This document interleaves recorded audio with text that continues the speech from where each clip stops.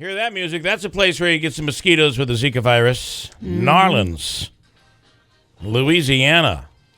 And, you think about it. When I don't know about anybody else that get very paranoid. She starts scratching, and, you were sick the other day. Could it have been?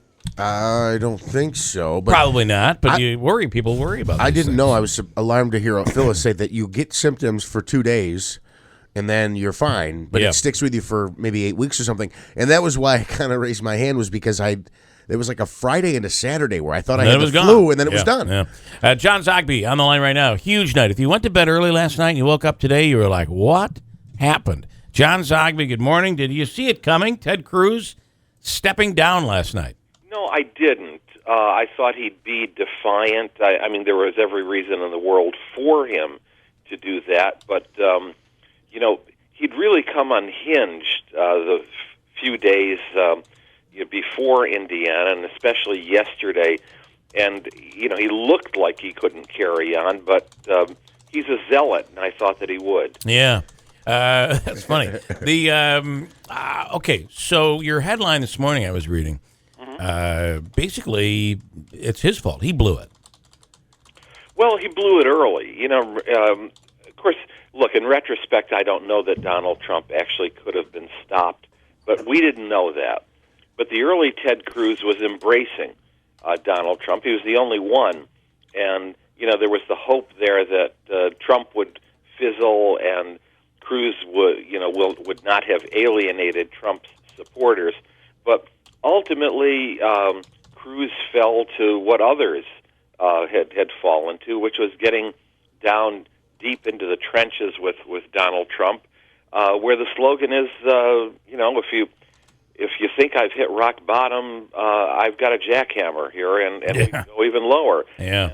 And it wrecked Marco Rubio, it wrecked Jeb Bush, it wrecked Rick Perry and other candidates too who tried to tackle him.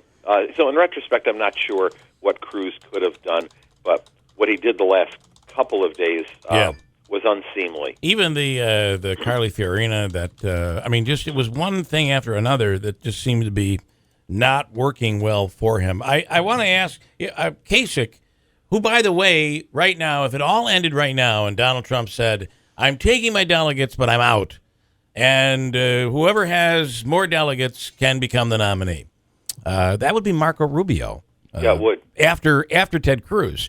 So Kasich remains in. He's on his way to California. What's he thinking here? Well, he's thinking, I think, in the shorter term that Trump still could fizzle, and that there is a never Trump, anti-Trump movement, and that they will go to the one guy who has two powerful reasons for supporting him. One is that the convention's in Cleveland, and he's very popular in Ohio. He's kind of like the Cincinnatus, called during the crisis. And the other thing is that the polls consistently show that he does better against Hillary Clinton than anyone else. But it's a very thin read. So there is a poll out that everybody's talking about that has Trump beating Hillary Clinton. Well, listen, I had you on this program make a prediction. You made the same prediction we all made. Donald Trump, never. Well, here we are. So now I ask you, are you willing to predict, can Trump beat Hillary?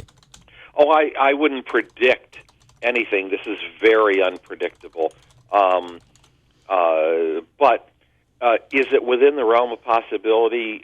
Yes, simply because the conventional wisdom has been defied over and over again. Conventional wisdom is the Democrat, has several built-in advantages. But conventional wisdom also suggests, as I've said before, she's a very damaged candidate, and he'll go after her in ways that others wouldn't dare to. What about this? Bernie Sanders wins last night. Yep. Wins in Indiana. It shows that she doesn't. People aren't all excited about her on the Democratic side. But everybody's saying it really doesn't mean anything. She's still going to be the nominee. Does Bernie Sanders have a chance? He's saying he does. No, probably not. What he does have a chance to do, though, is raise a lot of questions and cause a lot of hand-wringing about Hillary Clinton. And each time he wins, you start to see, that happen more and more. That's why I wouldn't be so ready to add the superdelegates into her column, because they can change their mind. Yeah. Not for Bernie Sanders, but just simply going to Uncommitted and saying, look, I don't think she's our strongest nominee. We're not there, and we're certainly not there yet, but he won again. Yeah. He could win New Jersey. He looks he looks like he's going to win West Virginia by double digits. He's in a decent position in California. She's making the mistake, she and her people, of laughing it off and saying, "Hey, when is he just going to drop out and give up? This is all inevitable." And that word "inevitable" just doesn't work for her. Yeah.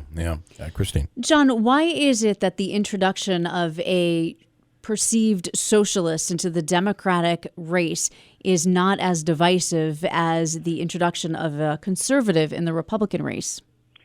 Because if you look at the demographics of it, the term socialist doesn't bother the most ardent progressives. Democratic socialists, those who identify as ardent progressives, know that a democratic socialist is Tony Blair, or Francois Hollande. These are not Stalin and Mao Zedong. The second is that younger voters, for whom Bernie is doing very, very well, younger voters just don't have that sense of the Cold War, the communist scare.